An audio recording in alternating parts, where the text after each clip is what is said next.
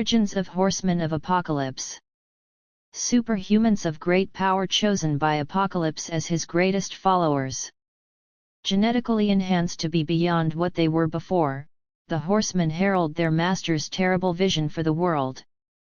The four Horsemen are Apocalypse's personal warriors and always play a key role in his plans for mutant conquest and domination. The enhancements made to Horsemen are often a combination of both biological or genetic manipulation and the employment of the celestial technology that Apocalypse uses. The use of the four Horsemen specifically is largely symbolic, and their powers are often either directly or closely related to their namesake. When mutants or in some cases humans that are to become Horsemen are chosen that do not have desired powers, Apocalypse will augment their powers to more closely resemble their role or give them new powers entirely. Regardless, the powers and abilities of a Horseman are generally augmented or enhanced to serve Apocalypse's purposes. Apocalypse is also known to brainwash reluctant Horsemen to become more obedient soldiers. Several Horsemen have been able to overcome Apocalypse's programming by sheer force of will. While brainwashing can be overcome, the transformation process can still be psychologically damaging and can haunt former Horsemen long after leaving Apocalypse's servitude. Lastly, as a side effect of the transformation process, a Horseman's appearance will often change. This can be because of more obvious changes such as Archangel's metal wings, skin and hair color changes such as in Gambit and Angel as Death, or other physical changes such as the enlarged stature and mass of Gazer as War. The first four Horsemen Apocalypse recruited were Plague, who he recruited during the Mutant Massacre as Pestilence. The second was Abraham Kairos, who was War. Autumn Rolfson was his third recruit, he became Famine, and the last one of the first Horsemen was the De-Winged Angel, who became Death, the Archangel who was given razor-sharp metal wings and blue skin. The four Horsemen fought each other to see who would be their leader. Death Archangel won. Soon afterwards they fought X Factor, which they nearly lost till Death appeared. Caliban came to Apocalypse to get more power to avenge the Morlocks, who were killed during the Mutant Massacre. Since Pestilence Plague was killed and Archangel came back to his sense after he believed he killed Iceman, Caliban became the new Pestilence. Caliban captured Jean Grey and Cyclops under orders of Mr. Sinister. The X-Men came to the rescue and defeated Famine, Caliban, and Abraham Kairos' War. The X-Men were then later defeated by Apocalypse. The Hulk. In a battle with the X-Men, the Hulk was defeated, found by Apocalypse, and made into the new War. To test his strength he was pitted against the Juggernaut, whom he pushed back. He also defeated Absorbing Man. He then came to his sense after injuring Rick Jones. Apocalypse, the 12. Before and during the Apocalypse, the 12-story arc, Wolverine became the new Death and Caliban became Pestilence. The new War was Death Bird, and Ahab became Famine. New Horseman. Feeling that his leadership was more in need after the M-Day than ever before, Apocalypse emerged once again to lead the remaining mutant population against the human majority. In a move which could have been motivated by Apocalypse's narcissistic use of symbolism, the majority of the mutants that he selected for his next team of Horsemen were depowered on M-Day. The first Horseman Apocalypse recruited for his new team was Gazer, a mutant who was a part of a NASA research program, whose loss of power on M-Day left him dying of radiation poisoning. Gazer was pitted against a human archaeologist in a fight to the death to determine which would earn the first position of war.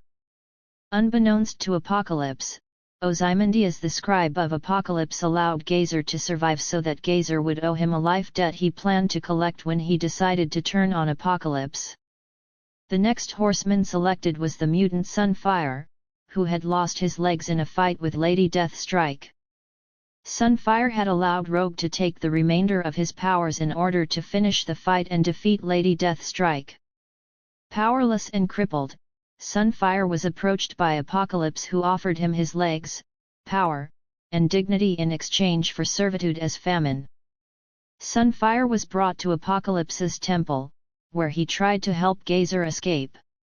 When Sunfire was finally able to get to Gazer, it was far too late, as Gazer had been transformed into war in both body and mind.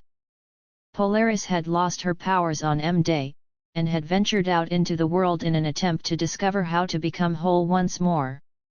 The alien dupe led Lorena to Apocalypse's temple, where she would be given back her magnetic abilities, as well as the ability to carry and transmit some of the most lethal diseases known to man, as the Horsemen pestilence.